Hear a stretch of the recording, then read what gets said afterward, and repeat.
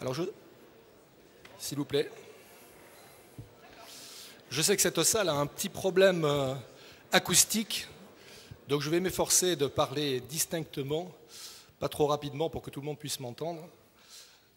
Voilà. Donc, mesdames, messieurs, chers adhérents, chers amis. Alors, c'est avec grand plaisir, naturellement, que je vous accueille ce matin pour le dernier petit déjeuner de notre association dans le cadre de l'année 2013. Comme vous le savez, qui a été une année riche en événements, alors j'en ai relevé quelques-uns très brièvement. Bien sûr, intervention militaire au Mali. On a eu droit à l'élection d'un nouveau pape, le mariage pour tous, la Dame de Fer qui donc nous a quittés, la 100e édition du Tour de France, sans oublier la naissance d'un nouveau prince. Quant à l'AFTE, donc 2013 a également été une année riche en événements, puisque vous le savez, nous avons mené de nombreux chantiers. Alors je voudrais vous en citer quelques-uns. Le premier concerne les travaux importants menés sous la houlette du vice-président Hervé Labbé, que je salue tout à fait sympathiquement ce matin. Vous le savez, donc, Hervé a bien voulu prendre la direction des opérations, si je puis m'exprimer de cette manière, au niveau de notre association pour donc développer, favoriser le financement des intermédiaires des ETI. À ce titre, je signale qu'un cadre normatif devrait incessamment sous peu être publié en collaboration avec d'autres associations de la place de Paris. Le deuxième chantier que je voulais mentionner est relatif à la mise en place du nouveau corpus de règles intitulé EMIR. Dans le cadre de la mise en place de la régulation EMIR, relative aux instruments dérivés, l'AFTE, en effet, s'était énormément impliquée pour développer et mettre en œuvre des standards techniques pertinents. Le troisième chantier a concerné donc la taxe sur les transactions financières. Vous le savez, nous nous sommes largement exprimés sur ce sujet. Nous avons même adressé un courrier au ministre de l'Économie et des Finances pour lui faire part des nombreuses réserves que nous avions à cet égard. En effet, louable de prime abord, la taxe sur la transaction financière, appliquée par quelques pays, entre guillemets, vertueux, joue, à notre avis, contre les entreprises, l'industrie financière au service de l'économie et donc la place financière de Paris. Il m'a donc personnellement répondu pour me dire qu'il allait prendre en compte un certain nombre de nos remarques, entre autres le fait que, vous le savez, la finance ne connaît pas de frontières. Le quatrième chantier a porté sur le CEPA.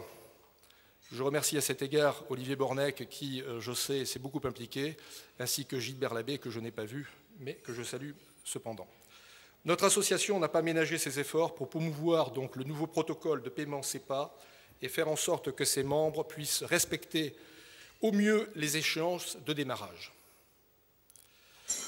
L'AFTE a également participé très activement à la consultation lancée par Standard & Poor's dans le cadre de la mise en place de sa nouvelle méthodologie concernant donc l'appréciation des risques corporate.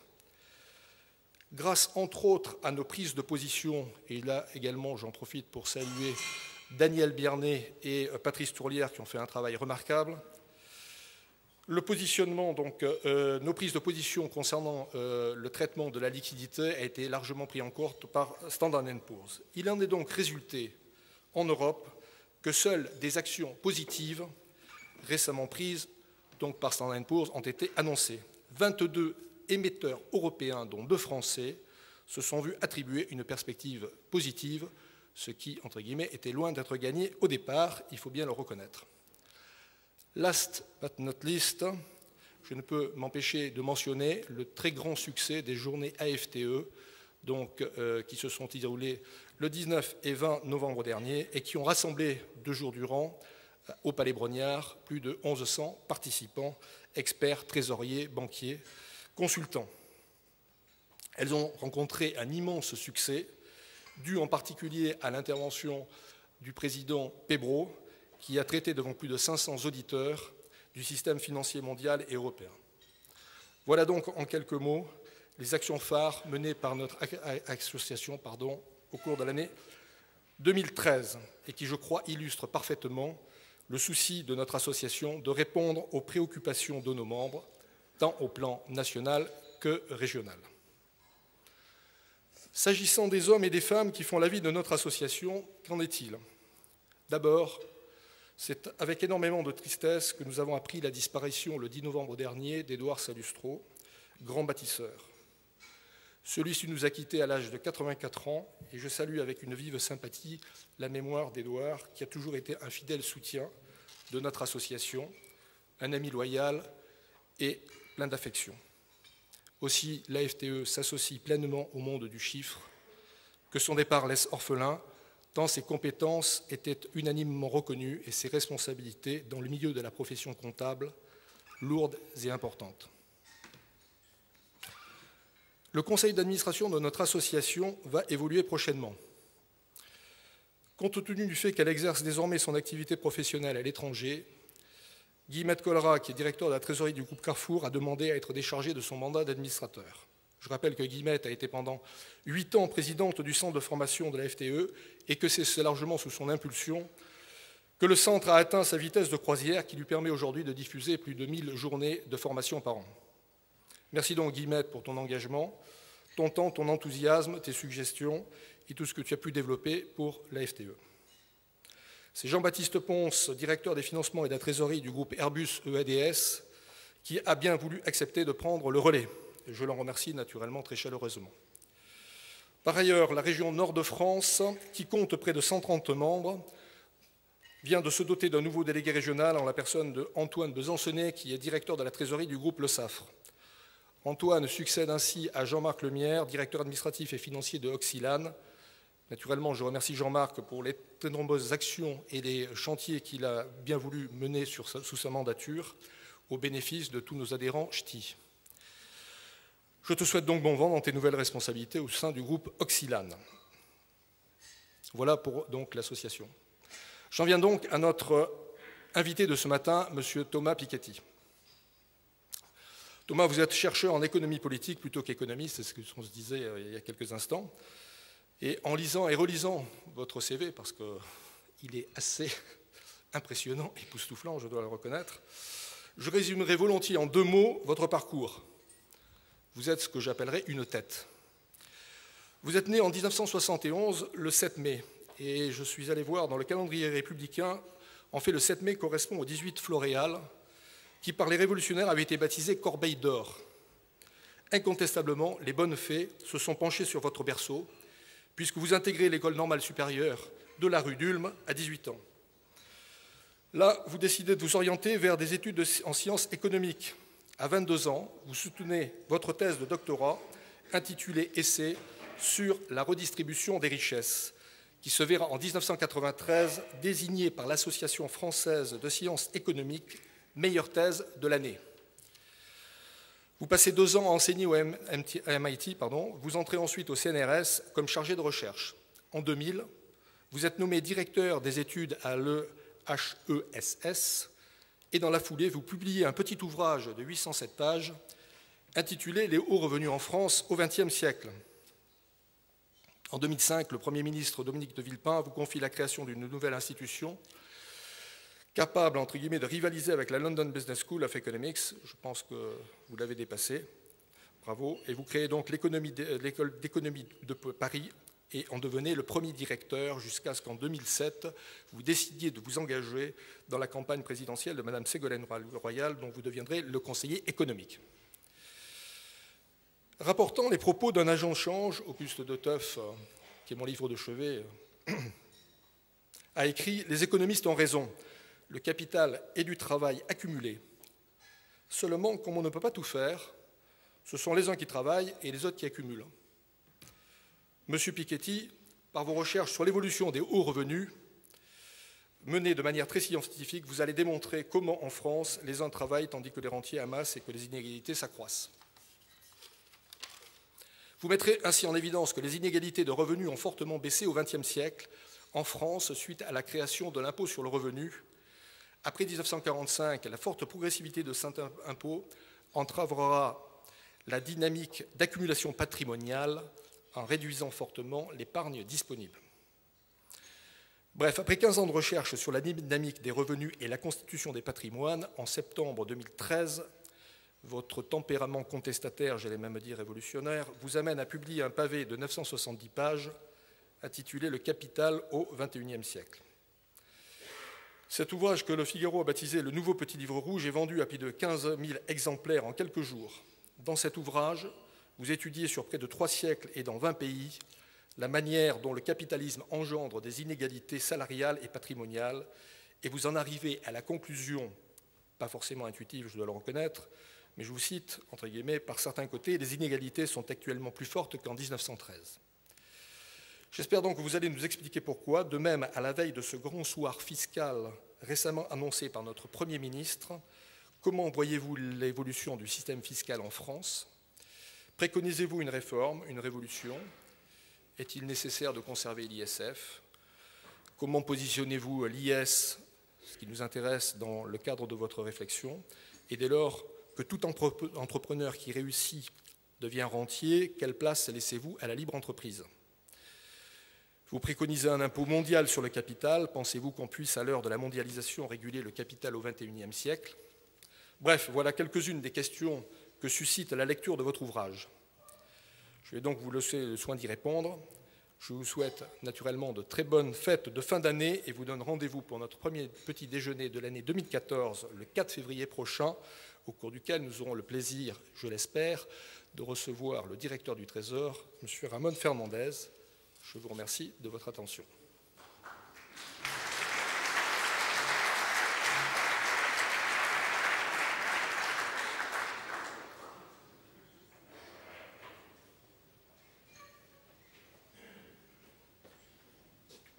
Merci pour cette introduction. Alors jusqu'à un certain point ça allait et puis à un moment j'étais plus vraiment en accord avec ce qui était décrit me concernant, mais le début sur la corbeille d'or était tout à fait parfait sur la donnée de naissance.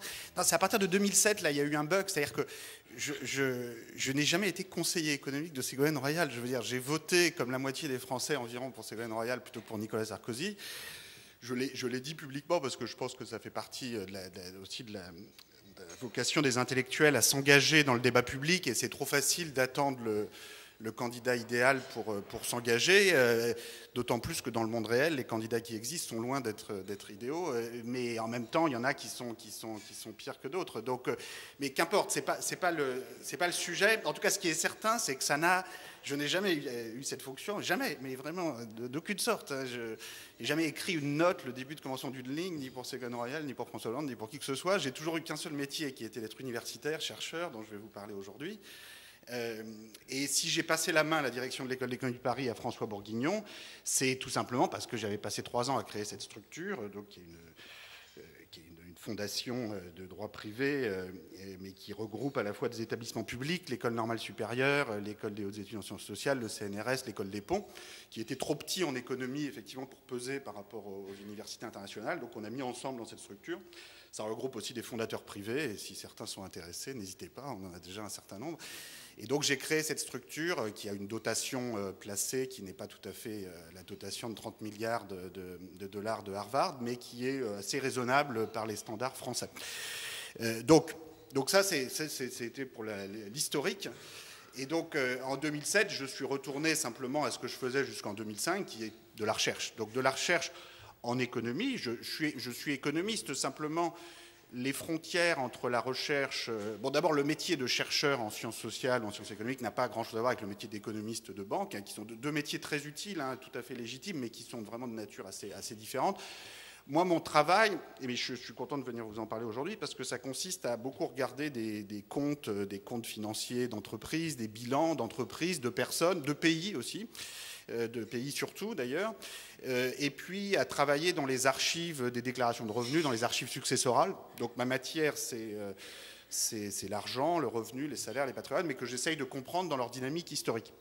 Et donc en 2001, j'avais écrit ce livre intitulé « Les hauts revenus en France au XXe siècle ».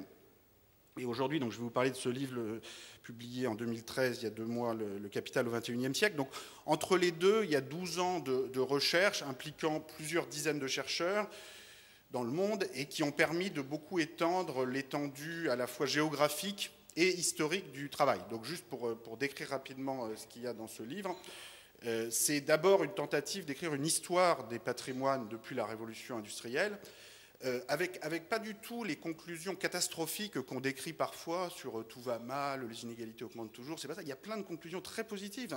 En particulier, on n'a jamais été aussi riche collectivement, on a beaucoup plus de patrimoine, d'actifs que de dettes, en particulier en Europe, en France. Donc il y a plein de bonnes nouvelles et je ne sais pas pourquoi il y a des gens qui décident de tout reprendre par le côté négatif des choses. J'ai vu ça parfois dans la presse, c'est dommage parce que moi, mon but, j'ai aucun goût pour les prévisions apocalyptiques, j'ai aucun goût pour l'économie soviétoïde. J'ai eu 18 ans en 1989 et j'ai pleuré en voyant la chute du mur de Berlin, tout ça. J'ai eu aucune tentation collectiviste d'aucune sorte dans ma vie. Il suffit de voir ce que j'écris, mes prises de position. Donc la propriété privée, c'est un élément d'émancipation individuelle et pas seulement d'efficacité économique. Le tout, c'est d'essayer de voir si la dynamique globale de la répartition des richesses et des patrimoines est compatible, c'est-à-dire si les différentes quantités grandissent au même rythme. C'est-à-dire si vous avez des capitalisations immobilières ou pétrolières ou boursières qui progressent 4 fois plus vite que la taille de l'économie mondiale, forcément vous avez un problème au bout de quelques dizaines d'années. Donc il faut juste essayer de comprendre si tout ça naturellement progresse de façon harmonieuse, quelles sont les forces qui font que ça progresse, que peut-on faire éventuellement pour intervenir un petit peu ici ou là. Bon, tout ça est une question qu'il faut regarder de façon très pragmatique, et c'est d'abord ce que j'essaie de faire dans mes recherches, où pour l'essentiel, je précise d'emblée, pour l'essentiel, ce sont des recherches historiques qui cherchent à établir des faits. Après, chacun est libre d'écrire les conclusions qu'il souhaite. Donc en particulier dans le livre Le Capital au XXIe siècle, les 3 premières parties, donc jusqu'à la page 780, je sais pas, enfin très très loin dans le livre, il n'est question que de décrire des évolutions historiques, et c'est uniquement dans la dernière partie que je me permets de dresser des perspectives pour la suite en termes de politique optimale, mais le but c'est surtout que chacun écrive sa 4e partie. Moi, ma 4e partie, mes conclusions ne valent pas plus que celles de tout autre citoyen. Mon but, c'est juste de mettre tous ces éléments historiques à la disposition de tous ceux que ces questions intéressent. Donc, quels sont ces matériaux historiques? En quelques mots, je ne suis pas trop rébarbatif avec une description de mes sources, mais en même temps, c'est important parce que tout le monde disserte sur les inégalités, trop justes, trop injustes, etc. Bon, moi, ça ne m'intéresse pas tellement en soi de dire les inégalités sont mal, sont bien, tout ça. Il faut d'abord essayer d'avoir de quelle source part-on et qu'est-ce qu'on peut connaître sur un problème aussi compliqué dans une évolution historique. Donc, la première source que j'avais beaucoup utilisée dans mon livre de 2001 sur les hauts revenus en France, c'était les déclarations de revenus issues de la création de l'impôt sur le revenu. Donc en France, l'impôt sur le revenu est créé par la loi du 15 juillet 1914. Donc c'est à l'approche de la guerre, c'est vraiment la guerre arrive, donc le Sénat accepte de débloquer le vote de l'impôt sur le revenu qui avait été voté par la Chambre des députés 20 ans avant, mais que le Sénat bloquait. Et c'est uniquement l'arrivée de la guerre en France qui débloque l'impôt sur le revenu, qui avait été créé un peu plus tôt en 1913 aux États-Unis. Le Royaume-Uni avait une forme d'impôt sur le revenu depuis les années 1840 et était devenu un impôt progressif sur le revenu global en 1908. Donc la France arrive plutôt en queue de peloton. La Prusse, la Saxe avait un impôt sur le revenu des années 1870-1880, le Japon aussi, le Danemark, la Suède. Bon, la France est un peu en queue de peloton. C'est d'ailleurs assez intéressant parce que on présente souvent aujourd'hui la France comme le pays de l'égalité, avec une grande passion égalitaire. Bon, la vérité, c'est que la France de la Belle Époque est la dernière à créer son impôt progressif sur le revenu, pour une raison d'ailleurs intéressante, c'est qu'à l'époque, on considérait en France que, comme on avait fait la Révolution française, on était devenu un pays de petits propriétaires, ça suffisait en gros, alors que le Royaume-Uni, monarchique, aristocratique, avait besoin de redistribuer ses fortunes, parce que là, vraiment, l'inégalité régnait en maître, mais la France, dans le fond, comme on avait un peu redistribué les terres et qu'on avait institué l'égalité face au code civil, au droit de contracter, tout ça, bon, ça suffit. Bon, sauf qu'en fait, la concentration des patrimoines est tout aussi forte dans la France de la Belle Époque qu'au Royaume-Uni du même moment. Enfin, toujours est-il que la France finit par créer l'impôt sur le revenu en 1914. C'est un moment important. Ensuite, l'impôt sur le revenu évolue de façon tout à fait chaotique, imprévisible. Le taux le plus élevé de l'impôt sur le revenu en 1914, c'est 2%. Bon, ce qui paraît déjà extravagant à l'époque, et le Sénat bloquait.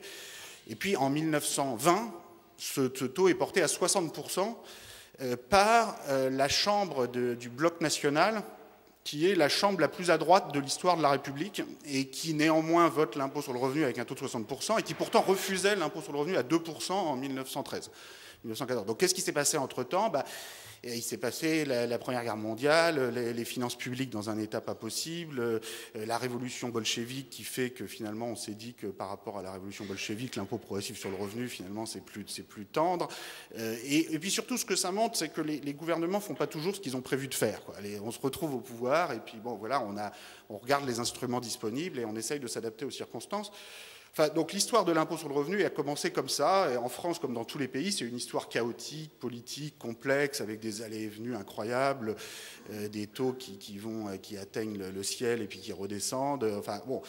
Alors pour la petite histoire du chercheur qui est la mienne, la création de l'impôt sur le revenu, c'est aussi l'arrivée d'une source, parce qu'à partir de 1914, on a des déclarations de revenus, alors qui ne sont pas parfaites, parce que les gens peuvent contourner la législation, faire de l'optimisation, tout ce que vous voulez, mais c'est quand même mieux que rien. Et donc ça permet d'étudier l'évolution de la répartition des revenus, en tout cas le haut de la répartition, puisqu'au début de l'affaire, à peine 10% de la population paie l'impôt sur le revenu dans l'entre-deux-guerres. Mais on connaît le revenu total à partir des comptes nationaux qui permettent de calculer le revenu national du pays de façon à peu près fiable depuis le 19e siècle. Et donc on peut calculer la part des plus hauts revenus dans le revenu national, voir comment ces choses-là évoluent.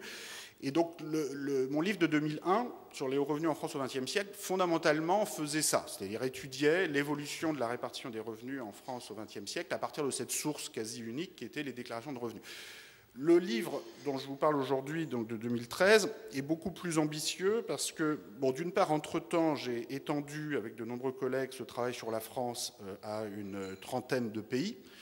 Donc, bon, je ne peux pas citer toutes les personnes, mais avec Tony Atkinson, on a fait le cas du Royaume-Uni, avec Emmanuel Saez, le cas des États-Unis, qui n'avait jamais été fait. En fait, cette matière, ça paraît tout bête, hein, c'est un travail très simple d'utiliser ces matériaux. Bon, c'est un peu fastidieux quand même, parce qu'il faut... les matériaux ont été conservés, c'est-à-dire que tous bon, pour les périodes récentes, on a les fichiers informatiques de déclaration anonymisés, vous inquiétez pas, mais pour les périodes plus anciennes, en général, ce qui s'est passé, c'est qu'on a conservé les déclarations individuelles, qu'on peut parfois numériser, mais surtout les administrations fiscales ont généralement procédé à des tabulations très détaillées par tranche de revenus, à partir desquelles on peut reconstituer la distribution statistique des revenus. Donc c'est un travail qui est un peu fastidieux, parce qu'en particulier, il faut reprendre la législation très détaillée de chaque pays chaque année, donc c'est beaucoup de travail. Mais bon, il n'y a rien de... Voilà, il faut juste y passer du temps et avoir le nombre de personnes qu'il faut pour travailler dessus. Donc on a fait... les résultats qu'on a fait sur les États-Unis ont eu pas mal d'écho aux États-Unis. Ces travaux qu'on a fait avec Emmanuel Saez, en particulier depuis que le président Obama en 2009 nous avait mis en graphique en une de son discours après la crise, où c'est ce graphique où on voit la part des 10% des revenus américains les plus élevés qui retrouvent en 2007, à la veille de la crise financière, un niveau de l'ordre de 50% du revenu national américain. C'est-à-dire le même record qu'en 1928, à la veille de la crise de 29, alors qu'on était à 30-35% dans des années 50 aux années 70. Donc des années 70 jusqu'en 2007, la part du revenu national américain allant aux 10% des revenus les plus élevés est passée en gros de 30-35% à près de 50%. Donc ça fait que c'est quand même la pente est forte, hein, quand même. Donc c'est vrai que quand vous voyez le graphique, vous vous dites forcément bon, où ça va s'arrêter.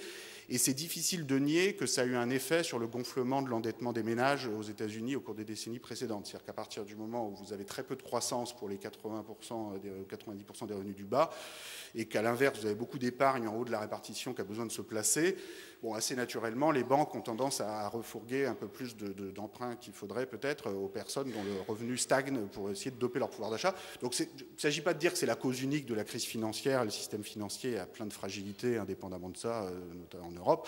Mais disons, c'est quand même le type de dérèglement dans la distribution et de déséquilibre dans la distribution qui peut contribuer, qui met une forte pression sur le système financier et qui peut contribuer à le fragiliser. Juste à titre de comparaison, ce transfert interne à la répartition américaine des revenus, de l'ordre de 15 points du revenu national américain, est 4 fois plus élevé que le déficit commercial américain par rapport au reste du monde. Donc souvent, les Américains aiment bien aller mettre l'origine de la crise financière en Chine ou ailleurs, enfin tous les pays qui ont des excédents commerciaux sur eux, sauf que leur déséquilibre interne est 4 fois plus gros que le déséquilibre externe, si on veut dire des choses comme ça. Donc c'est quand même, quand on a des déformations aussi rapides de la répartition des revenus sur quelques décennies, ça va au-delà des questions juste de justice dans la répartition, même si elles sont importantes, ça pose aussi des problèmes de stabilité du système financier. Toujours est-il qu'avec beaucoup de collègues, dont Emmanuel Saez pour les États-Unis, donc on a étendu à une trentaine de pays, donc sur tous les continents. Il y a des pays émergents aussi, parce que dans beaucoup de pays émergents, l'impôt sur le revenu a été créé par la puissance coloniale peu après la création en métropole. Donc en Inde, il y a un impôt sur le revenu qui est créé en 1922. En Indochine, il y a un impôt sur le revenu entre deux guerres. En Indonésie, les Hollandais font la même chose au début des années 20. Donc on a beaucoup de pays émergents qu'on essaye de faire rentrer. Donc toutes ces données sur les revenus sont disponibles en ligne dans une base de données qui s'appelle la World Top Income Database, donc la base de données mondiale sur les hauts revenus, que vous trouverez en ligne très facilement. Il y a tous les pays sont là, il y a des mises à jour en permanence. Bon, il y a toute une équipe qui travaille là-dessus. Et c'est disons, la première moitié des matériaux que j'utilise dans ce livre, Le Capital au XXIe siècle, c'est simplement de raconter ce qu'on trouve, quoi, hein. Donc après, nouveau, il ne s'agit pas les conclusions, chacun est libre de les tirer. Là, il s'agit juste de raconter ce qu'on trouve dans les différents pays, les tendances historiques, tout ça. Et je pense qu'il y a plein de faits intéressants pour tout le monde, indépendamment de toute persuasion politique ou de tout agenda en termes de politique publique, juste pour connaître cette histoire d'argent, qui est une histoire importante, parce que l'argent, c'est plus que l'argent, c'est aussi l'honneur des nations, des personnes. Enfin, il y a des identités nationales fortes qui se jouent autour du degré d'inégalité d'un pays excessif, plus ou moins méritocratique. Et toutes ces histoires, je pense, méritent à être étudiées de façon scientifique. Moi, on est en sciences sociales, hein, donc on s'approche plus de l'histoire que des mathématiques pures, hein, mais au moins sortir un tout petit peu simplement des discours et d'essayer de voir ces faits, je pense, a un certain intérêt. Alors, le deuxième grand type de matériaux que j'utilise dans ce livre, Le Capital au XXIe siècle, et dont je voudrais parler davantage maintenant, concerne justement le capital proprement dit et les patrimoines proprement dit. Alors, les patrimoines, bon, évidemment, c'est très relié aux revenus, parce qu'en partie, les patrimoines sont l'accumulation d'épargne issue du revenu, donc les deux processus sont très liés, mais le patrimoine, c'est quand même un objet plus compliqué que le revenu, parce que, bon, d'abord, il y a une partie du patrimoine qui vient d'héritage et non pas de l'épargne. Alors, ça vient éventuellement de l'épargne de générations précédentes, mais qui peuvent être éventuellement assez lointaines. Et puis une partie du patrimoine, c'est aussi des actifs naturels, les biens naturels, le pétrolier, la terre, tout ça, donc, qui ont été épargnés par personne. Donc c'est un objet qui est plus compliqué que le revenu. Et puis le patrimoine, ça suscite évidemment des tensions très fortes sur la répartition, parce que la répartition du patrimoine est toujours plus concentrée que la répartition des revenus. Ça suscite des tensions autour de l'héritage, autour de la captation des ressources naturelles. Vous voyez, dans les différents pays où il y a des ressources naturelles importantes, c'est cette question de qui en bénéficie. C'est une des questions les plus difficiles à régler qui soit et qui suscite des tensions très fortes à l'intérieur des pays comme entre pays. D'un point de vue de la recherche historique qui m'intéresse, l'avantage aussi de l'étude des patrimoines, c'est qu'on peut remonter plus loin dans le temps que les revenus.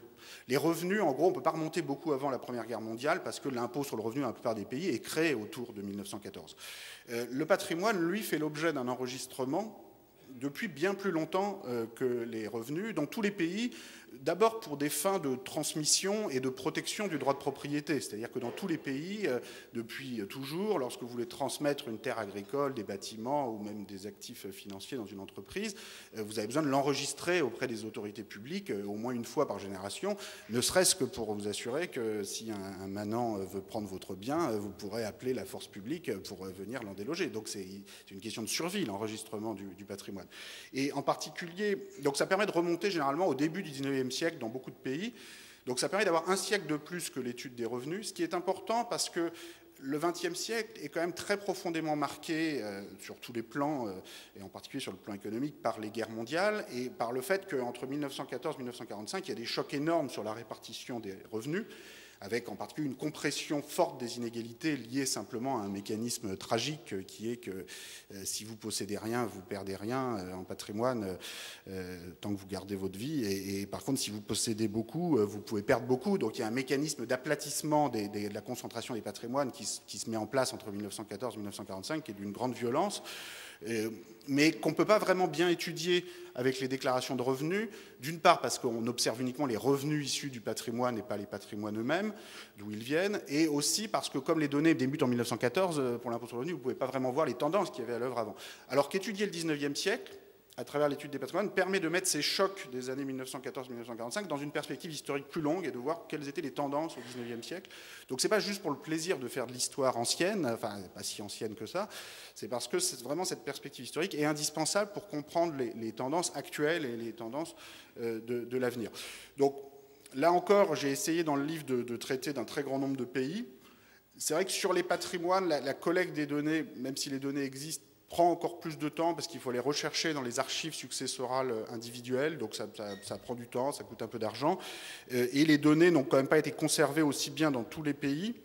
Alors là, le cas de la France joue un rôle important dans le livre, enfin vous m'en voudrez pas, mais certains lecteurs étrangers trouveront ça un peu excessif, mais c'est vrai que la France a ceci de particulier que grâce à la Révolution française, on a un système d'enregistrement des patrimoines exceptionnellement universel et bien conservé et moderne, dès 1800, enfin dès les années 1790. C'est-à-dire que les révolutionnaires mettent en place un système de droit de mutation qui en gros est le même qui s'applique encore aujourd'hui. Et donc en particulier les successions, les donations sont enregistrées à partir de 1791 et sont là dans les archives individuelles, il n'y a qu'à aller les chercher.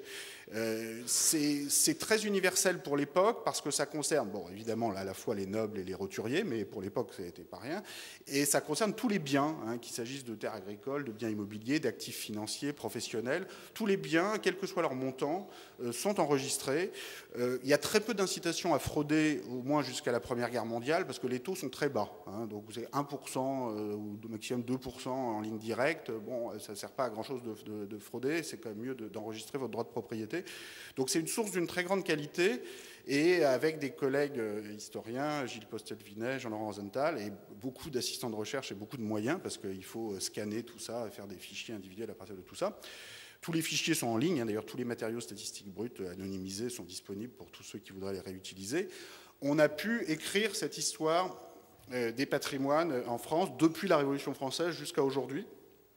Alors sur la période la plus récente, c'est vrai que les sources fiscales commence à manquer de précision parce que les bases fiscales sont de plus en plus contournées, c'est-à-dire vous avez plus d'optimisation fiscale avec un impôt plus élevé qu'avec un impôt du XIXe siècle, donc ça limite aussi la capacité d'observation et je crois qu'il faut être modeste sur notre capacité à étudier les évolutions les plus récentes. Je reviendrai sur ce point dans un instant.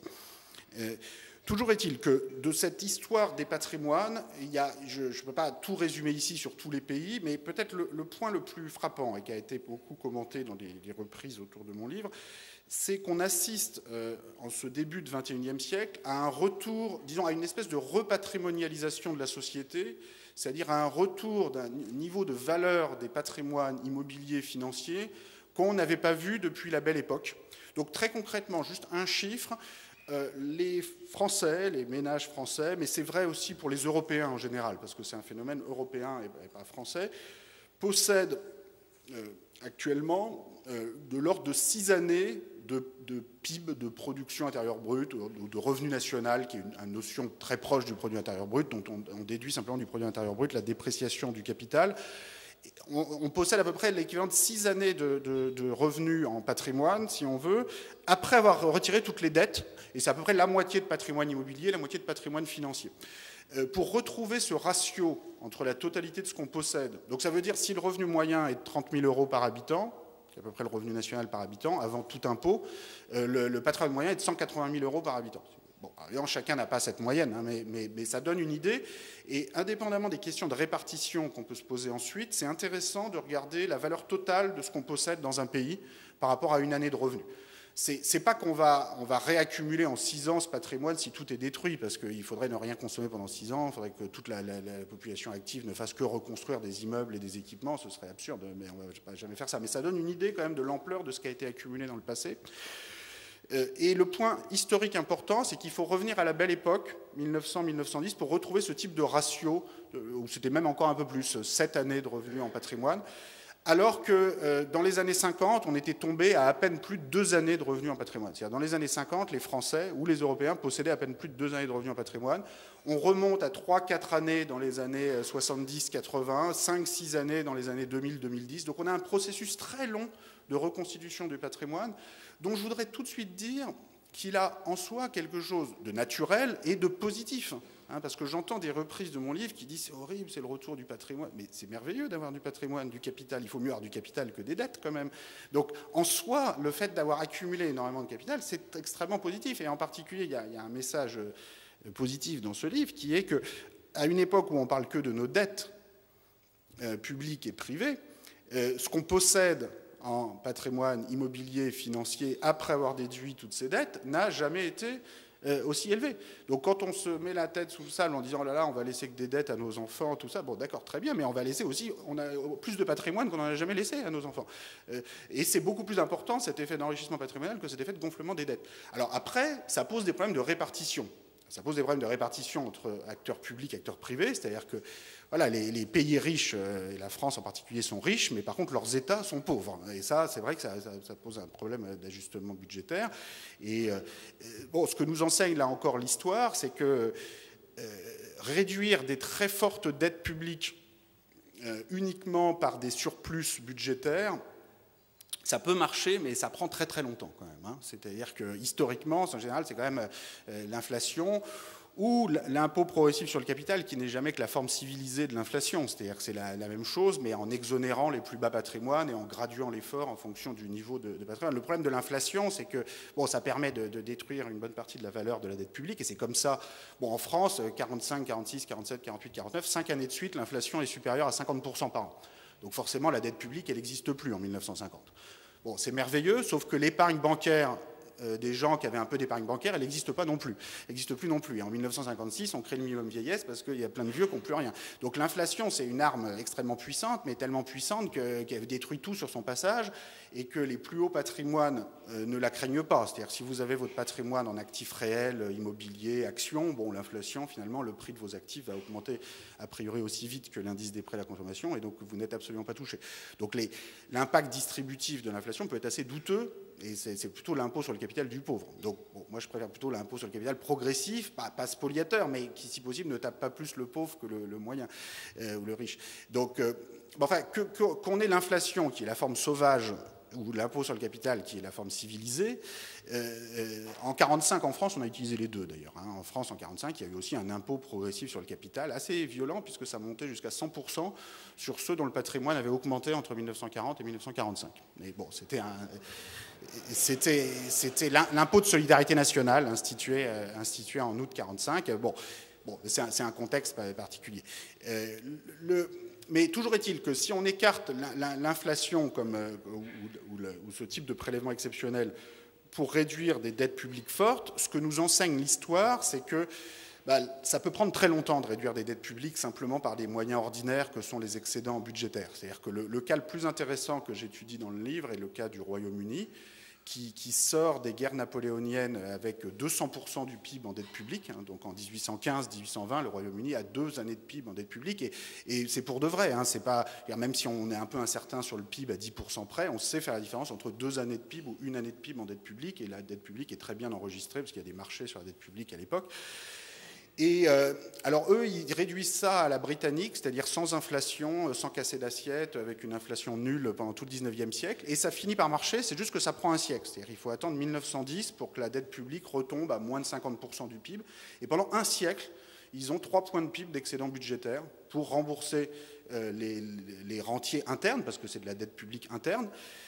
Alors c'est très bien, ça marche, mais bon, ça fait long, et ça veut dire aussi que pendant un siècle, le Royaume-Uni a dépensé plus en intérêt de la dette publique que par exemple pour financer son système éducatif, hein, dont le budget de l'éducation au Royaume-Uni, c'était 1-2 points de PIB maximum pendant tout le 19e siècle. Donc est-ce que pour se préparer pour le 20e siècle, c'est une bonne idée de dépenser plus à rembourser sa propre dette pendant un siècle que d'investir dans ses écoles? C'est pas sûr. Et moi j'ai un peu peur qu'en Europe on fasse aujourd'hui la même chose, c'est-à-dire qu'on dépense actuellement, littéralement, on dépense dans l'intérêt de la dette publique beaucoup plus que ce qu'on investit dans notre enseignement supérieur, par exemple. Le budget total des universités en France, écoles en France, alors ça ne marche pas toujours très bien et il faut changer les structures autant que mettre des moyens en plus. Et j'ai essayé d'y contribuer localement avec cette fondation École d'économie de Paris. Mais les moyens sont quand même très faibles par rapport à ce qu'on a dans les pays qui investissent le plus. Le budget total de toutes les universités et écoles, c'est 12 milliards d'euros, à peine plus d'un demi-point de PIB, alors qu'on a 2-3 points de PIB en intérêt de la dette. Donc l'Europe collectivement investit plus, met plus d'argent pour rembourser ses dettes que pour investir dans l'avenir, en tout cas dans l'enseignement supérieur. et dans l'environnement aussi, c'est pas forcément la meilleure stratégie. D'autant plus qu'il s'agit, au niveau de l'Europe dans son ensemble, essentiellement d'une dette interne à nouveau. C'est-à-dire que là, il faut aussi bien se mettre une chose dans la tête, c'est que collectivement, nous ne sommes pas possédés par le reste du monde. C'est-à-dire que la France et l'Europe, plus généralement, possèdent dans le reste du monde plus d'actifs financiers que le reste du monde en possède en Europe. Il faut se mettre ça dans la tête, parce qu'on est tellement dans une ambiance où on se dit, oh là, on est tous possédés par l'émir du Qatar, tout ça, c'est terrible. Non, c'est certains clubs de foot, oui, mais notre capital national dans notre ensemble n'est pas possédé par l'étranger. Alors, je pense que ce qui fausse les perceptions, c'est qu'on a un degré d'interpénétration dans les actifs et passifs entre pays qui n'a jamais été vu historiquement. C'est vrai qu'une très grosse partie de notre dette, de notre grande société, va être détenue, par exemple, par des banques allemandes, italiennes, etc. Mais nous-mêmes, à travers nos dépôts dans les banques françaises, on détient une très grosse partie de la dette allemande, italienne et de leur société. Donc en fait, c'est le taux d'interpénétration entre pays, et notamment entre pays européens, qui est inouï. Mais si on agrège tout ça au niveau européen, pour l'essentiel, on se possède nous-mêmes, ou plus précisément, ce qu'on possède en dehors de la zone euro est supérieur à ce que les acteurs en dehors de la zone euro possèdent chez nous. Donc ça encore, c'est plutôt une bonne nouvelle, dans le sens que voilà, il faut mieux avoir du capital et des actifs que simplement des dettes, mais ça pose des questions d'organisation collective. C'est vrai que bon, dans la crise, face à la crise de la dette actuelle, moi, ce que je trouve le plus triste, et c'est ça la première faillite disons, du gouvernement actuel et aussi du gouvernement précédent, c'est que la zone euro est la seule partie du monde riche qui n'a toujours pas retrouvé son niveau d'activité de 2007. On est péniblement là à le retrouver, alors que les États-Unis, le Royaume-Uni, le Japon l'ont dépassé, alors qu'au départ, on n'a pas plus de dette publique que ces autres parties du monde riche. Et je pense que la raison principale, c'est qu'on a des institutions collectives qui ne fonctionnent mal, et en particulier, bon, la Banque Centrale Européenne a essayé, qui est la seule institution fédérale forte, a essayé de jouer à peu près son rôle dans la tempête, mais il y a des limites à ce qu'une banque centrale peut faire lorsqu'elle a en face d'elle 17 dettes publiques différentes face auxquelles elle doit arbitrer chaque matin. Si la Federal Reserve américaine devait chaque matin choisir entre la dette du Wyoming, la dette du Texas, la dette de Californie, décider à quel taux elle rachète laquelle,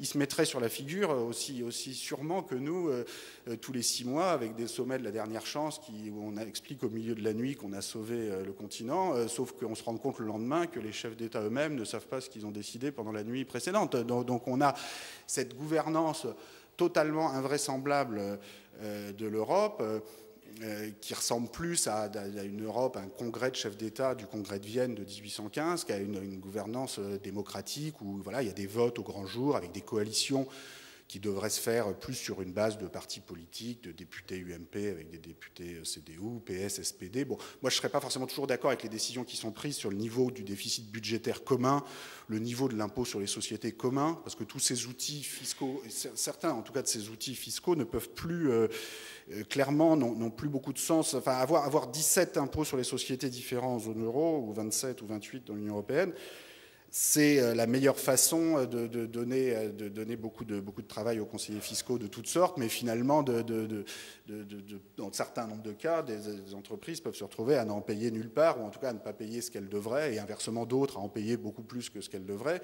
suivant les capacités des uns et des autres, à se faufiler dans les méandres des différences d'assiettes, des 17 impôts sur les sociétés, des différences de règles, de prix de transfert, etc. Enfin, je vais passer les détails que vous connaissez beaucoup mieux que moi, mais qui permettent, qui font que la souveraineté nationale est une illusion, pas sur tous les impôts, mais sur certains impôts, comme l'impôt sur les bénéfices des sociétés, et dans une certaine mesure sur les impôts sur le patrimoine, sans plus forte coopération fiscale au niveau européen. Je pense qu'il y a un risque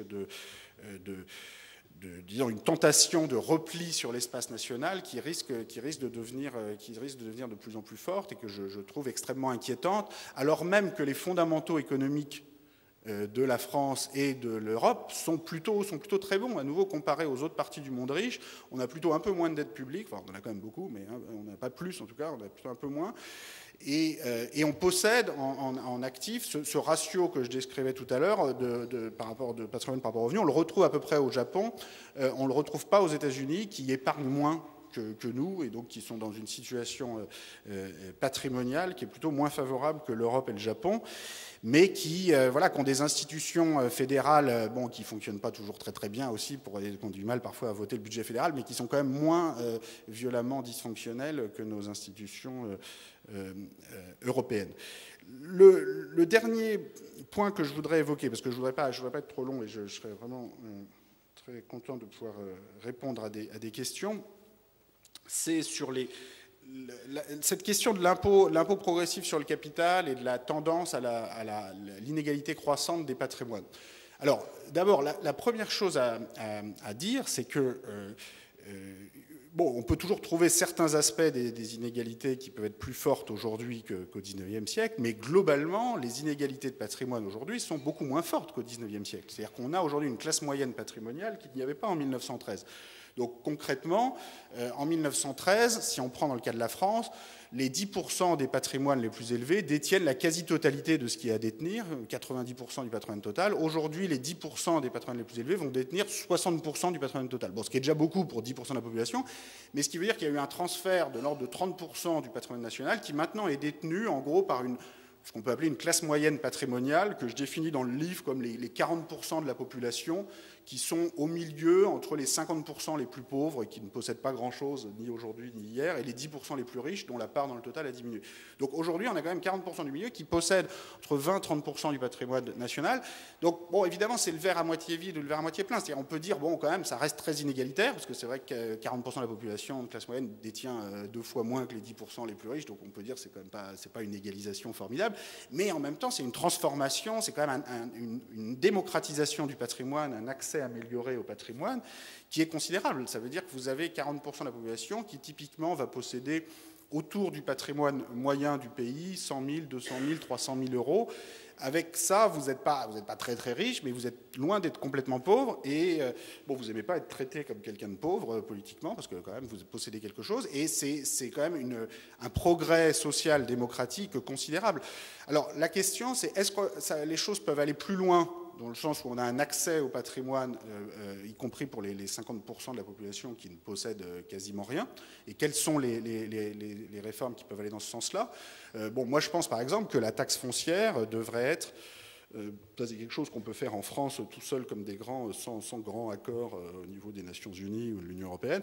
La taxe foncière devrait être plus basse pour les personnes qui sont en voie d'accession à la propriété, c'est-à-dire que si vous possédez une maison de 300 000 euros, mais que vous avez un emprunt de 290 000 euros, bon, en fait, votre patrimoine net, c'est 10 000 euros, c'est rien du tout. Et pourtant, vous vous retrouvez à rembourser en intérêt d'emprunt autant qu'un locataire qui paye son loyer chaque mois. Donc en toute logique. Et or, la taxe foncière va être aussi élevée que quelqu'un qui n'a plus aucun emprunt et qui a reçu la maison à 300 000 euros. Bon, c'est pas normal. Moi, je plaiderais beaucoup plus pour un impôt sur le patrimoine net, comme l'impôt sur la fortune, pour le coup, qui a au moins cet aspect moderne d'utiliser les valeurs de marché pour les patrimoines immobiliers au lieu des valeurs cadastrales de la taxe foncière qui créent des iniquités entre communes invraisemblables. Et l'ISF a aussi le mérite de favoriser la déduction des emprunts. Donc voilà, si vous avez 1 million d'euros à Paris, mais que vous avez 950 000 euros de prêt, bon, bah, évidemment, vous ne possédez rien en vérité. Donc vous n'allez évidemment pas payer l'impôt sur la fortune. Et par contre, vous pouvez payer la taxe foncière éventuellement plein pot, autant que quelqu'un qui n'a aucune dette. Donc je pense que rapprocher la taxe foncière de l'impôt sur la fortune et avoir quelque chose à rendement global constant, il ne s'agit pas de plus imposer le patrimoine en général. La taxe foncière, c'est 20 milliards d'euros. L'impôt sur la fortune, c'est 4 ou 4,5, je ne sais plus. Enfin bon, la taxe foncière, c'est beaucoup plus. Vous mettez les deux ensemble, à rendement global constant, aller vers quelque chose qui allège la pression sur ceux qui essayent de rentrer dans le jeu, justement, qui essayent d'acquérir un patrimoine, mais qui, au départ, ont surtout des dettes. Et forcément, en mettre un peu plus sur ceux qui n'ont plus de dette ou qui sont multipropriétaires, je pense que c'est quelque chose qu'on peut tout à fait faire, qui en plus calmerait le jeu sur les prix immobiliers, sur le haut de la répartition des prix. Bon, ça va faire partie des éléments qui permettent un accès au patrimoine. Parce que moi, dans le fond, c'est ça mon objectif. C'est certainement pas de collectiviser tout ça. Enfin, ça n'a aucun sens. À quoi ça sert que l'État possède les boulangeries et les maisons, les appartements? Enfin, qu'est-ce qu'il va en faire? C'est absurde. Enfin, ça m'est jamais venu à l'idée. Donc, le but, c'est de trouver des institutions dans le respect de la propriété privée, de l'économie de marché, qui permettent à chacun d'accéder au patrimoine et d'avoir une répartition plus juste. Alors, maintenant, sur le haut de la répartition, que se passe-t-il actuellement? Bon, la vérité, c'est qu'on ne sait pas très bien. parce que les sources fiscales nationales sont mauvaises, c'est-à-dire que les données successorales ou même les données d'impôt sur la fortune ne reflètent pas forcément la réalité des patrimoines en haut de la répartition. Donc les gens se retrouvent souvent de nos jours à acheter les magazines Forbes ou Challenge ou autres pour savoir ce qui se passe sur la répartition des patrimoines, en tout cas sur le sommet. Alors c'est quand même un peu navrant comme situation parce que ces magazines n'ont pas toujours des méthodes très précises d'investigation, c'est le moins qu'on puisse dire quand on essaie de savoir exactement comment ils procèdent. Et en plus, il y a une focalisation sur le très très haut, bon, qui est excessive, parce que dans le fond, au-delà d'1 milliard d'euros, de dollars, on s'en fout un petit peu. Enfin, il y a tellement peu de personnes que finalement, ce qui compte, c'est pas, enfin, le monde réel, c'est pas d'un côté les classes moyennes, de l'autre Bill Gates. Enfin, ce qui compte, c'est tout ce qu'il y a entre les deux, et le continuum, la répartition complète qu'il y a entre les deux. Et ça, les magazines sont bien incapables de nous le donner. En même temps, moi, dans le livre, il y a un chapitre où j'utilise un peu ces classements de fortune, notamment de Forbes au niveau mondial, parce que je crois que bon, souvent les chercheurs méprisent un peu ces sources journalistiques, ces classements journalistiques, en disant qu'il n'y a aucune méthode rigoureuse, il n'y a aucune source. Bon, c'est vrai que les sources c'est pas toujours très clair comment ils vous sortent ça.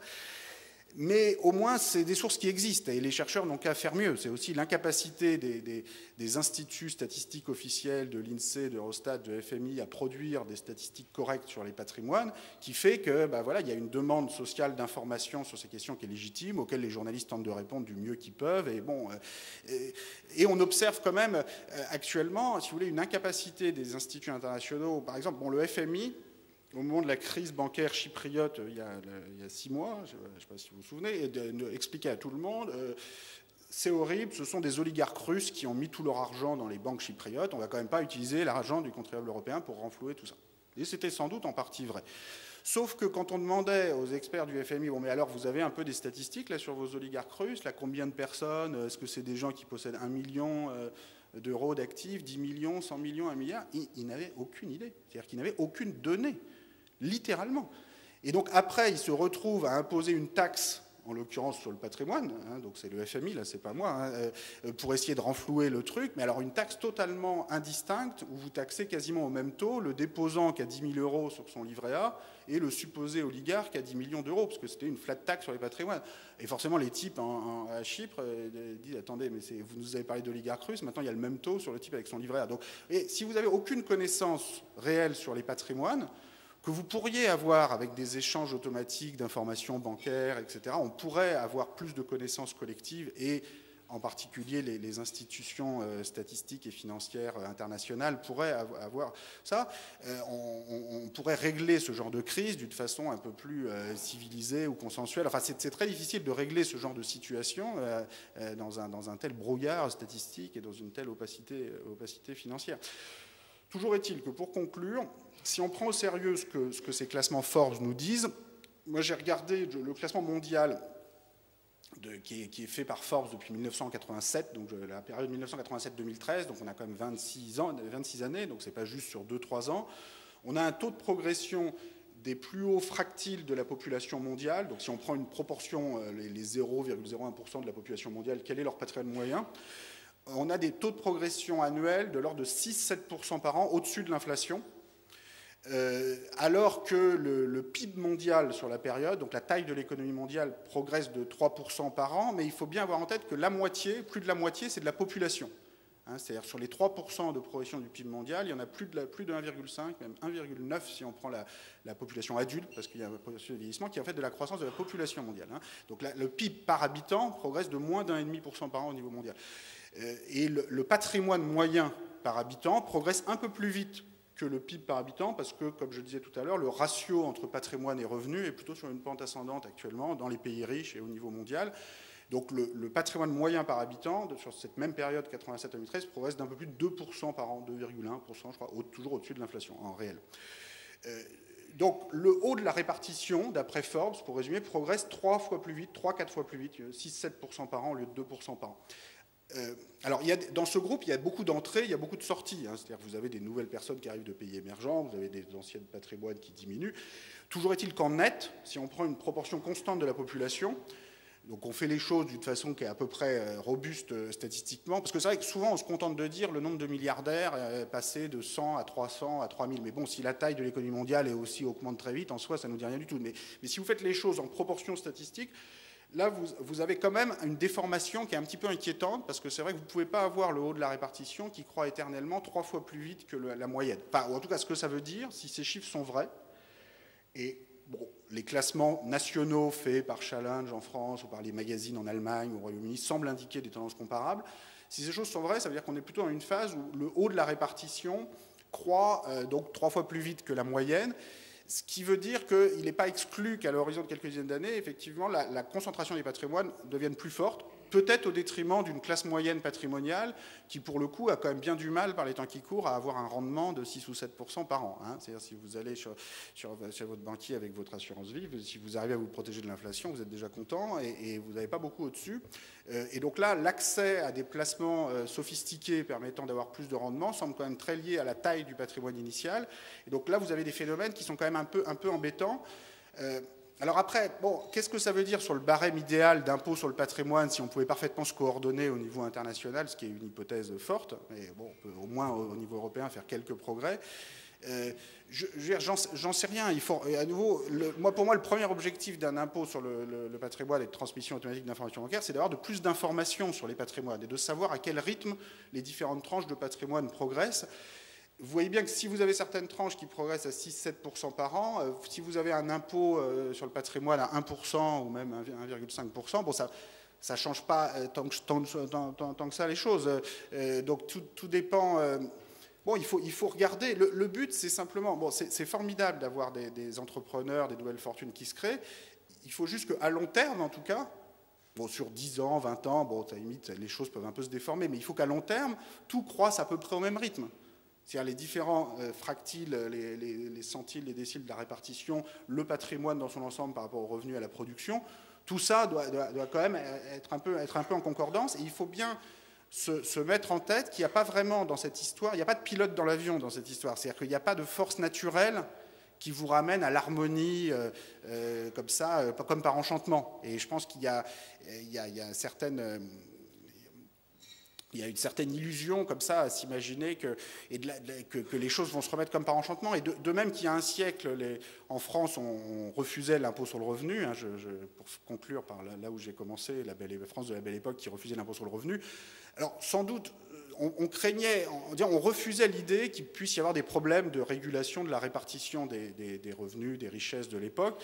Sans doute aussi, à l'époque, on se méfiait, on disait oui, mais si on commence à accepter ça, on va se retrouver avec une remise en cause complète du système, la révolution bolchevique au coin de la rue, tout ça. Bon, sauf que, pas plus que hier qu'aujourd'hui, je pense que ce soit le risque principal qui nous menace. Et je pense qu'on peut juste essayer de regarder sereinement quelles sont les tendances en cours, qu'est-ce qui est soutenable, quels sont les outils qui permettent d'y répondre. Je pense que de toute façon, il y a des outils qui se mettront en place pour y répondre. Donc ça peut être l'inflation, qui est un outil très facile, entre guillemets. Alors en zone euro, c'est plus compliqué qu'ailleurs, mais aux États-Unis, au Royaume-Uni, au Japon, c'est clairement une tentation d'aller vers une inflation à 3, 4, 5% par an pour liquider une partie de la dette. C'est vrai que c'est la chose la plus simple qu'on sait faire, mais avec des conséquences qui ne sont pas forcément très bonnes. On peut faire des contrôles des capitaux. C'est ce que la Chine fait. Vous avez des fortunes énormes qui se bâtissent en Chine, mais si jamais vous voulez la sortir pour vous installer à Zurich, vous n'êtes plus propriétaire. Voilà, c'est comme ça. Alors en Russie, vous pouvez la sortir, mais si vous voulez faire de la politique, vous vous retrouvez en prison. Bon, tout ça, c'est des modes de régulation du capital, si vous voulez, qu'ont chacun leur mérite. L'inflation, le contrôle des capitaux. Moi, je crois que moi, je suis plutôt pour préserver l'ouverture économique, financière, etc. Donc, je ne crois pas tellement dans les contrôles de capitaux, mais à condition qu'on ait des échanges d'informations permettant d'avoir une régulation fiscale qui, dans le fond, est beaucoup plus douce que toutes les autres formes de régulation et respecte beaucoup plus le fonctionnement de l'économie de marché. Voilà, je vous remercie.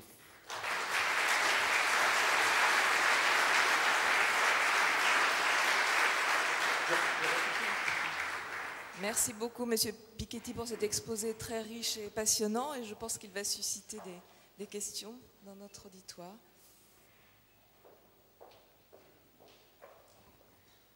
Bonjour, FLB.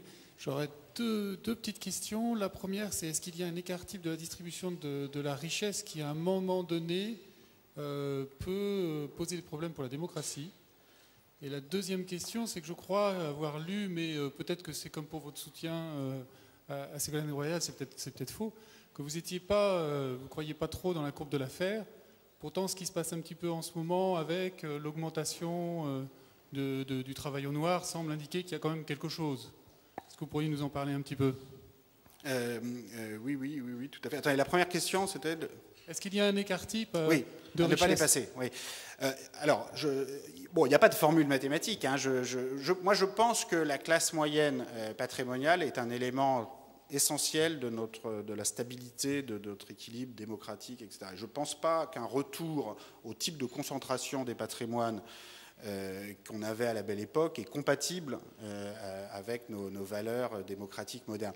Bon, maintenant, il n'y a pas un seuil mathématique où le monde s'effondre. Et moi, ce que je crains surtout, c'est que les choses se fassent petit à petit et qu'on se réveille un jour avec un niveau d'inégalité et de difficultés pour tous ceux qui veulent accéder au patrimoine, qui n'y arrivent pas et qui lisent dans les journaux des enrichissements totalement indécents, que tout ça suscite des réactions politiques très fortes de fermeture sur l'espace national. Je crois que pour moi, c'est ça le risque principal. Donc, ce n'est pas forcément la démocratie qui s'effondre, mais par contre, un risque de fermeture sur l'espace national, qui dans le fond serait une illusion, parce qu'en soi, le protectionnisme ou la fermeture sur l'espace national, c'est pas ça qui va nous faire retourner aux 30 glorieuses à des taux de croissance de 5% par an. Au contraire, ça va plutôt coûter en pouvoir d'achat.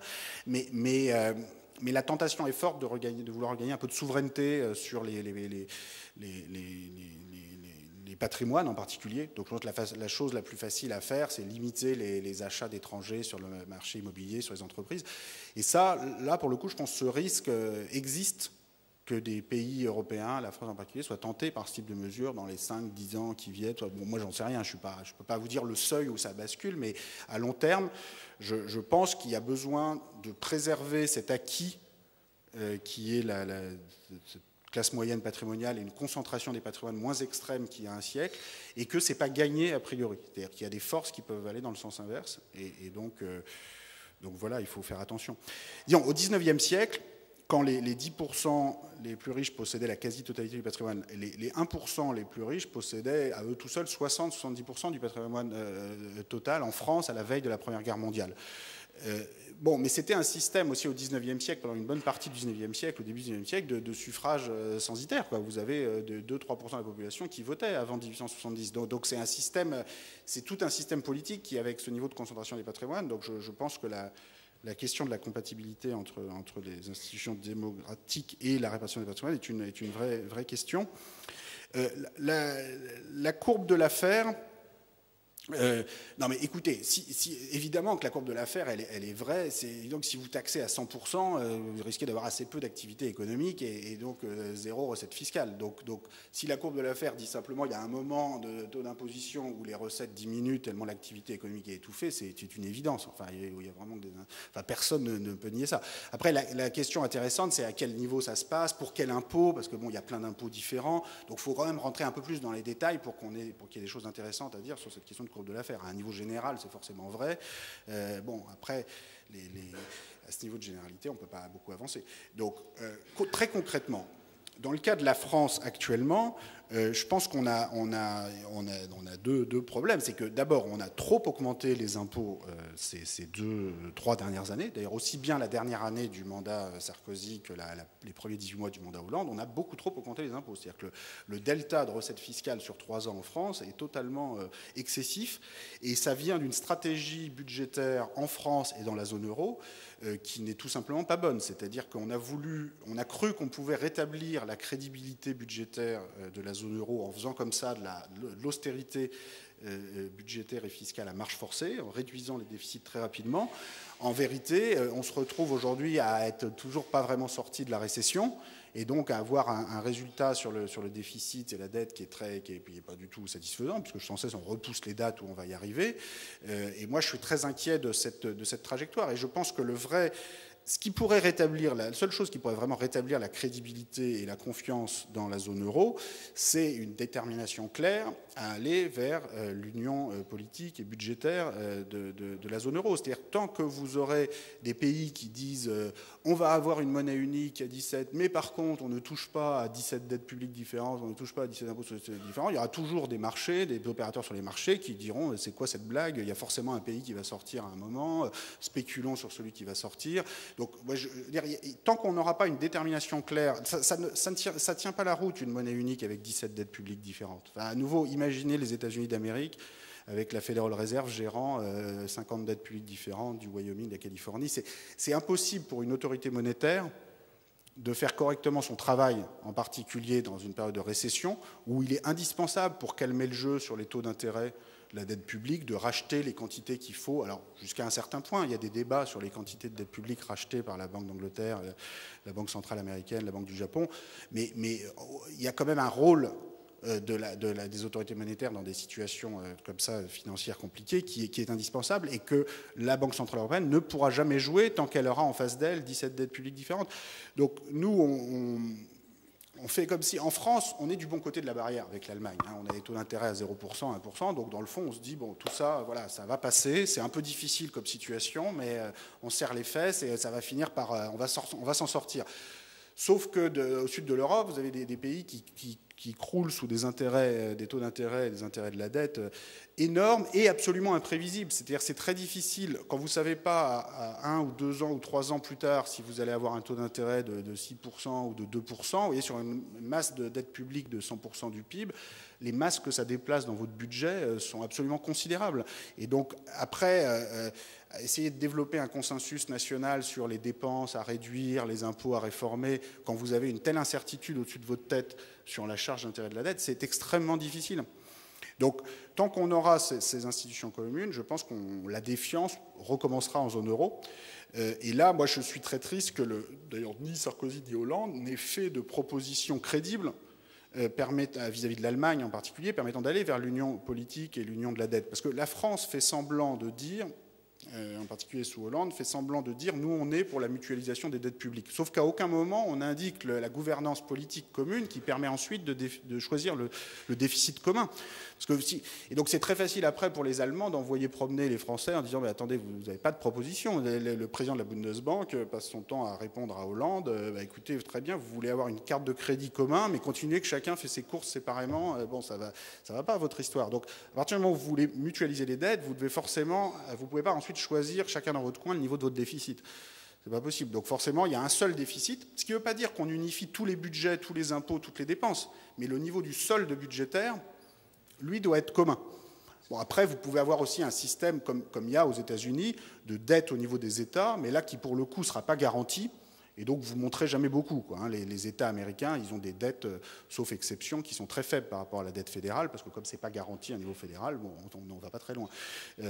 Donc, en tout cas, sur la partie fédérale, je pense que tant qu'on n'aura pas fait le saut avec un vote par un espèce de parlement budgétaire de la zone euro, qui ne peut pas être le Parlement de l'Europe à 27, parce qu'il y a plein de pays dans l'Europe à 27 qui n'ont pas du tout envie d'avancer vers là. Donc la difficulté, c'est qu'on est obligé de concevoir des institutions propres à la zone euro dans l'urgence, et c'est vrai qu'on a du mal à faire notre deuil de cette Europe à 27, et je pense que c'est ça le cœur du problème actuellement. Et je pense vraiment, genre, tout ça nous mène loin de la courbe de l'affaire, mais en même temps, si on parle de la situation fiscale aujourd'hui en France, je pense qu'il faut quand même partir de cette première erreur qui est qu'on a trop augmenté les impôts ces 2-3 dernières années en France. Donc je ne suis pas sûr que ce soit vraiment la courbe de l'affaire au sens de l'offre de travail qui est plus faible, mais c'est plus dans une récession, si vous asphyxiez l'économie par des hausses d'impôts trop fortes, vous rajoutez de la récession à la récession, ça peut être pour des raisons beaucoup plus keynésiennes entre guillemets que laffériennes. Bon, mais qu'importe les modèles théoriques dans cette histoire, le fait est qu'on voit bien que ça ne marche pas. C'est-à-dire que la purge fiscale qui a été faite ces 3 dernières années n'a absolument pas marché en termes de cible de déficit. Donc, je pense, disons, la bonne nouvelle, c'est que les traités européens, contrairement à ce qu'on prétend toujours, ça peut se changer. La meilleure preuve, c'est qu'ils ont été changés l'an dernier, en 6 mois. La négociation a commencé en novembre 2011. En juin 2012, il y avait à peine un nouveau président français a été élu. Hop, le truc était plié, ratifié, etc. Alors, le seul problème, c'est que ce n'était pas un bon changement de traité. C'est un changement de traité qui n'a rien réglé des problèmes parce que cette espèce de sanction automatique entre la Commission, les budgets nationaux, avec Olli Rehn qui explique à la France que la réforme des retraites n'est pas assez bonne, etc. Bon, lui-même n'a jamais fait de réforme des retraites nulle part et de toute façon n'a pas de capacité ni démocratique ni technique à imposer telle ou telle réforme en France. Bon, ce fonctionnement d'une Europe très technocratique ne marche pas. Donc moi, je préférais qu'on aille beaucoup plus clairement vers une union politique au niveau de la zone euro où on vote souverainement le déficit. De nouveau, je ne serai pas toujours d'accord avec les décisions qui seront prises sur ce déficit ou sur l'impôt sur les sociétés commun qu'on pourrait établir, mais au moins, il y aurait des décisions qui seraient prises. Et on aurait une architecture pour la zone euro qui ne se réduirait pas à la banque centrale, parce que vous ne pouvez pas construire une zone comme la zone euro uniquement autour d'une banque centrale. Vous avez besoin d'autres institutions fédérales. Alors après, le second problème dans les hausses d'impôts de ces 2 dernières années, c'est que non seulement elles ont été trop fortes en volume, mais en plus elles se sont faites dans la confusion et l'improvisation générale, quoi. C'est-à-dire qu'on a une série d'improvisations, donc là, comptez pas sur moi pour défendre ça, quoi. Je ne sais pas comment dire, quoi. Je pense que personne n'a voté pour François Hollande pour avoir une augmentation de la TVA au 1er janvier prochain. Personne n'a voté pour François Hollande pour avoir un gel du barème de l'impôt sur le revenu. Et vous avez des millions de personnes qui ont reçu des avis d'imposition en septembre. Donc, non seulement on a trop augmenté les impôts en masse, mais en plus, on a augmenté des impôts dont personne n'avait compris avant les élections qu'ils seraient augmentés.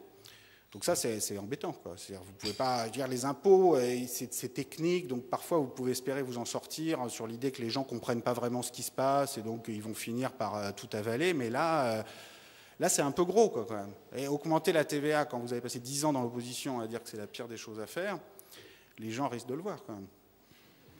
Donc oui, c'est pas évident comme situation. Hein. Mais, ça... Oui, Philippe Auberger. Vous avez beaucoup insisté, et à juste titre, sur le fait que les inégalités de patrimoine ont augmenté, notamment pour les couches les plus favorisées. Mais ce qu'il faut bien voir, c'est que quand on regarde le revenu et le décile où les revenus sont les plus élevés, lui, l'ensemble du décile, il a suivi en masse de revenus à peu près le revenu moyen. Il n'a pas augmenté beaucoup. Mais c'est au sein de ce décile que les choses ont beaucoup varié parce que, évidemment, ceux qui sont tout en haut avec les revenus les plus élevés, donc le 1% de gens les plus favorisés, eux, leur revenu a beaucoup augmenté et en plus, et surtout, je dirais, ils ont une faculté évidemment d'épargner beaucoup plus forte que les autres. Donc, de créer un impôt progressif important sur le patrimoine ne réglerait pas le problème parce qu'en fait, l'assiette concernerait finalement assez peu de personnes et donc ne serait pas véritablement très rentable. En revanche, il y a un inconvénient certain, c'est que ces personnes qui sont dans le 1% le plus favorisé, ces personnes sont extrêmement mobiles, et que vous n'avez pas parlé du tout de la délocalisation des sièges sociaux et également le déménagement des personnes, mais c'est une réalité, en tout cas pour cette tranche de revenus, et c'est véritablement un élément de paupérisation générale de la France, et c'est en tout cas comme ça que j'explique que le président de la République, par exemple, évite quand même de donner un mauvais signal aux investissements étrangers qui sont déjà actuellement assez réticents à venir en France. Oui, vous avez parfaitement raison, et désolé si j'en ai pas suffisamment parlé. Quand je parle d'union fiscale européenne, c'est précisément pour la raison que vous indiquez, qui est que tout seul, chaque pays s'expose à des délocalisations et à des pertes d'assiettes qui sont considérables. Donc moi, je partage votre inquiétude sur le fait que la France, toute seule, peut se retrouver à faire fuir ses contribuables les plus fortunés, à faire fuir ses sièges d'entreprise et se retrouver un beau matin dans une situation assez inquiétante. Et quand vous dites le président Hollande, fort heureusement, s'en est rendu compte, pour le coup, je suis moins optimiste que vous. C'est-à-dire que je pense que toute l'histoire de la taxe à 75%, moi je l'ai désapprouvée et je pense que c'est une énorme bêtise parce qu'il y a... Bon, d'abord, vous ne pouvez pas faire une réforme fiscale avec une tranche à 75%. Le vrai enjeu en France, c'est voilà, on n'a toujours pas mis en place le prélèvement à la source sur l'impôt sur le revenu, alors que tous nos voisins l'ont fait depuis des décennies. On a des assiettes qui ne sont pas définies de la même façon pour la CSG, pour l'impôt sur le revenu. On crée des niches particulières pour des sous-prélèvements. On rajoute des barèmes par-dessus des barèmes de primes pour l'emploi pour rembourser une partie de la CSG prélevée à la source un an plus tôt. Enfin, on accumule des couches de complexité et c'est ça qu'il faudrait d'abord simplifier, unifier. Nous, dans la réforme fiscale qu'on avait proposée en 2011 dans notre petit bouquin pour une révolution fiscale, on était beaucoup plus modeste que le président de la République puisqu'on évoquait un taux supérieur de 60%, CSG inclus. Donc en incluant la CSG, actuellement, on est à 53 ou 54%. Bon, Après, si quelqu'un préfère en rester à 53 ou 54 plutôt que 60, à la limite, ce n'est pas notre sujet principal. D'ailleurs, dans notre bouquin sur la révolution fiscale, on laisse les gens choisir le barème autant qu'ils veulent, mais c'est plutôt l'entreprise générale de simplification du système qui nous importe le plus. Et en France, ça me paraît ça la priorité, plutôt que des taux supposément très élevés, 75%, s'appliquant à des assiettes extrêmement étroites, faisant peur à tout le monde. Pour rien, parce qu'on est dans une situation où, comme vous l'avez rappelé, les très hauts revenus en France ont en fait beaucoup moins progressé qu'aux États-Unis et en partie au Royaume-Uni. C'est-à-dire que Hollande aurait été un excellent président des États-Unis, parce que je pense qu'aux États-Unis, 75% au-delà de 1 million d'euros, c'est exactement la bonne politique, où il y a eu vraiment, pour le coup, un gonflement des très hauts revenus tout à fait excessif. Et en vérité, quand vous versez 1 million d'euros de plus, que vous gagnez déjà plusieurs millions d'euros comme patron d'une grande entreprise américaine, c'est pas vrai que la performance augmente d'autant. Quand on regarde les performances des entreprises en fonction des rémunérations aux patrons, bon, évidemment, il faut vous payer correctement, mais quand ça devient complètement démesuré, l'effet sur la performance de l'entreprise d'une augmentation n'est pas décelable, en tout cas dans quelques données qu'on ait, et ressemble beaucoup plus à une entreprise de personnes qui sont en situation de se servir un peu plus. Et donc, de ce point de vue-là, je pense que là, pour le coup, aux États-Unis, ce sera assez utile. En France, c'est pas utile, d'une part, parce que les très hautes rémunérations ont beaucoup moins progressé qu'aux États-Unis. Donc vous avez raison, dans son ensemble, si on prend le décile supérieur dans son ensemble, ou même le centile supérieur dans son ensemble, il a un peu progressé par rapport au revenu total, mais bon, les courbes sont dans mon livre. Hein, ce sont précisément les séries, c'est nous qui établissons ces séries dans la World Income Database, ce sont les séries qui sont reprises partout dans le monde, donc je les connais assez bien. Et je vous confirme qu'en France, c'est à peine décelable le frémissement à la hausse de la part des hauts revenus dans le revenu national, parce que ça ne concerne qu'une toute petite frange. Et en gros, ça avait commencé avant 2007, il y avait un début de rattrapage sur les super cadres américains, mais bon, la crise de 2007 est arrivée là-dessus, donc ça a quand même calmé un peu l'affaire, et même si c'est un peu reparti, on est à des niveaux qui sont beaucoup plus bas qu'aux États-Unis. Donc, c'est moins nécessaire l'histoire de 75% de l'un d'un million d'euros, simplement parce qu'il n'y a pas grand monde au-delà d'un million d'euros en France. Et deuxièmement, ce n'est pas une bonne idée en France pour les raisons que vous indiquez, qui est que la France est un petit pays au niveau de l'Europe, et encore plus au niveau de l'économie du monde, et que on ne peut pas s'amuser à faire n'importe quoi. Donc sur l'impôt sur la fortune, moi je suis parfaitement d'accord avec vous que la France toute seule ne peut pas faire grand-chose, parce que quand on est dans une situation où vous de fait...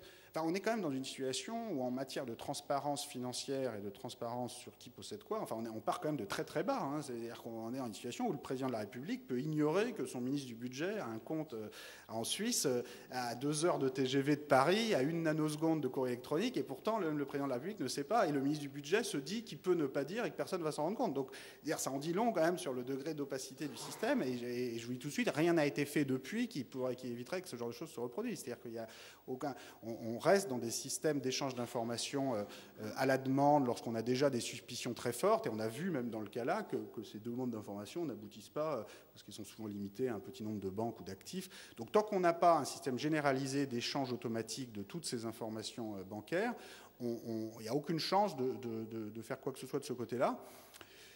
Bon, maintenant, je pense que sur toute cette question des paradis fiscaux, des délocalisations de patrimoine, il y a deux erreurs, il y a deux extrêmes inverses à éviter. Il y a une attitude de dire, bon, ça y est, le problème a déjà été réglé. Ça, on entend ça souvent. On dit, voilà, depuis 2008, ça y est, les paradis fiscaux, c'est terminé, on a tout réglé. Bon, ça, c'est la première erreur, parce que c'est complètement faux, parce que vous ne le voyez pas du tout dans les statistiques. C'est-à-dire que vous avez quand même, la Banque des règlements internationaux rassemble les statistiques agrégées des bilans bancaires des différentes places internationales. Donc vous n'avez peut-être pas les données au niveau individuel, mais les masses de bilans en Suisse, à Jersey, tout ça, vous les avez, et vous n'avez absolument aucune tendance à la baisse depuis 2008. Globalement, ces places financières ne se sont jamais aussi bien portées. Donc la fin des paradis fiscaux, ça c'est la première illusion. La deuxième illusion, c'est on ne peut rien faire, on ne pourra jamais rien faire. Bon, des fois d'ailleurs, c'est les mêmes personnes qui disent les deux, qui disent le problème est réglé, ou inversement, on ne pourra rien faire. Bon. Alors la vérité, elle est entre les deux. C'est-à-dire qu'on peut, je pense, régler le problème à condition de prendre son temps et d'avancer clairement avec des sanctions qui soient proportionnées à ce qu'on essaye d'obtenir. Donc de ce point de vue-là, la loi américaine FACTA qui va rentrer en vigueur début 2014 est quand même un progrès par rapport aux lois européennes, parce qu'il y a un mécanisme de sanction sur les établissements bancaires qui ne transmettent pas les informations, qui est vaguement plus crédible, alors qui est en fait insuffisant encore, mais qui au moins, ça met le débat sur les terrains des sanctions. Je vous renvoie de ce point de vue-là à un petit livre de Gabriel Zucman sur les paradis fiscaux qui s'appelle « La richesse cachée des nations », qui est sorti ces dernières semaines et qui fait les petits calculs suivants. Bon, la bonne nouvelle, c'est quand même que collectivement, l'Union européenne, c'est 1/4 du PIB mondial. Les États-Unis, c'est 1/4 du PIB mondial. La Chine, c'est 20% du PIB mondial. Bon, bientôt, ce sera plus qu'1/4, 1/3, ça va monter. Mais enfin, il reste que l'Union européenne et les États-Unis, à la date d'aujourd'hui, c'est quand même des grosses masses. C'est-à-dire que quand 1/4 du PIB mondial, ou une partie importante au sein de ce quart du PIB mondial, impose des sanctions à des petites places financières, les places financières n'ont pas le choix, doivent accepter, à condition que les sanctions soient proportionnées. Donc, les calculs que fait Zuckman, par exemple, dans le cas de la Suisse, c'est assez simple, c'est pour obtenir des résultats, il ne faut ni la bombe atomique, ni une petite sanction de 1% de droits de douane. Il faut, d'après ces calculs, il suffirait que la France, l'Allemagne, l'Italie imposent 30% de droits de douane à la Suisse. C'est-à-dire que le bénéfice que la Suisse tire du secret bancaire est évalué par Zuckman dans ses calculs à l'ordre de ce que coûterait à la Suisse l'imposition de 30% de droits de douane. Alors, bon, c'est peut-être 25%, c'est peut-être 35%, mais ça donne un ordre de grandeur. Alors le but, ce n'est pas de les appliquer. Hein, c'est simplement une menace de sanction pour obtenir la levée complète du secret bancaire. Alors après, on peut aussi choisir de ne pas le faire. On peut aussi choisir de demander poliment, s'il vous plaît, levez votre secret bancaire et tout ça. Mais juste à partir du moment où les bénéfices que le pays en tire sont de l'ordre de ce que coûterait 30% de droits de douane, pourquoi voulez-vous qu'ils vous l'accordent si vous n'avez pas la menace de sanction ? C'est absurde, ce serait vraiment, on ne vit pas comme ça chez les bisounours. Enfin, chaque pays a des intérêts qu'il va défendre. Et si vous n'avez pas des menaces de sanctions qui soient proportionnées aux avantages que vous voulez retirer, vous n'obtiendrez rien. Donc de ce point de vue-là, les Américains ont une approche plus pragmatique. C'est-à-dire qu'au moins, ils ont mis le débat sur le terrain des sanctions. Alors, les sanctions sont insuffisantes dans la loi FATCA, c'est-à-dire que c'est les sanctions au niveau des établissements bancaires, alors que je pense, comme Zuckman, que seules des sanctions commerciales au niveau des pays permettront d'avancer. Alors ça peut paraître très violent comme ça, parce que c'est vrai qu'on s'est habitué ces dernières décennies à avoir le libre-échange en échange de rien du tout. C'est-à-dire d'avoir le libre-échange, mais vous pouvez vous enrichir en commerçant avec vos voisins, et puis ensuite siphonner leur base fiscale dans leur dos, et tout va bien. Sauf que c'est peut-être pas tenable comme histoire, quoi. C'est-à-dire que le libre-échange, c'est formidable, mais c'est normal que vous ayez des échanges d'informations bancaires, tout ça, permettant d'avoir... Et c'est quand même une drôle de situation quand le président d'un pays voisin ne sait même pas que son ministre du budget a un compte en banque chez vous, quand même. Enfin, Donc, bon, il y a des moyens d'en sortir, mais il faut quand même bien réfléchir au type de remise en cause en termes de sanctions commerciales. Je précise quand même que ce type de sanctions commerciales serait parfaitement admissible du point de vue de la législation de l'OMC. Zuckman a tout vérifié les textes, c'est-à-dire que compte tenu de la perte infligée par le secret bancaire aux autres pays, après, la Suisse peut arriver avec une autre estimation s'ils veulent, et tout ça peut se régler dans un tribunal de l'OMC qui, de toute façon, ne tranchera pas. Mais la vérité, c'est que chaque pays est quand même libre, lorsqu'on lui impose un coût, d'imposer des sanctions en proportion de ce coût. Avec comme objectif, évidemment, de ne pas appliquer ces sanctions ou de les appliquer très brièvement.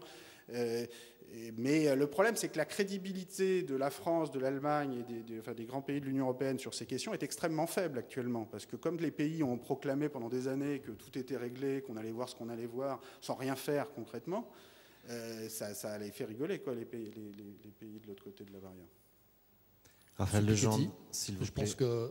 Journal L'Opinion. Non, excusez-moi, parce que là, il est 10h05 à ma montre, et vous savez, nous avons une règle que je rappelais à M. Piketty tout à l'heure, c'est que nous terminons nos petits déjeuners à 10h. Donc, on s'est donné 5 minutes de plus. Je suis désolé, mais je pense qu'il va falloir que nous interrompions notre réunion, quitte à ce que nous prévoyions peut-être, parce que c'est tout à fait intéressant les propos que vous avez tenus, un deuxième chapitre, peut-être, au cours de l'année 2014, pourquoi pas. En tout cas, je tenais à vous remercier tout à fait vivement du panorama que vous avez bien voulu dresser devant nous ce matin. Il est évident que ça, c'est un petit peu différent de ce que nous avons l'habitude de voir, puisqu'en général, nous invitons des économistes, en général de banques, qui ont tendance à nous projeter sur l'avenir pour nous pour établir des prévisions sur l'euro contre le dollar ou l'évolution des taux d'intérêt. En tout cas, moi, j'ai absolument apprécié vos propos et la perspective que vous avez bien voulu donner donc à l'appréciation du capital au cours du XXIe siècle. Je tenais à vous en remercier. Je pense que l'ensemble de l'auditoire a été passionné. En tout cas, merci beaucoup, M. Piketty.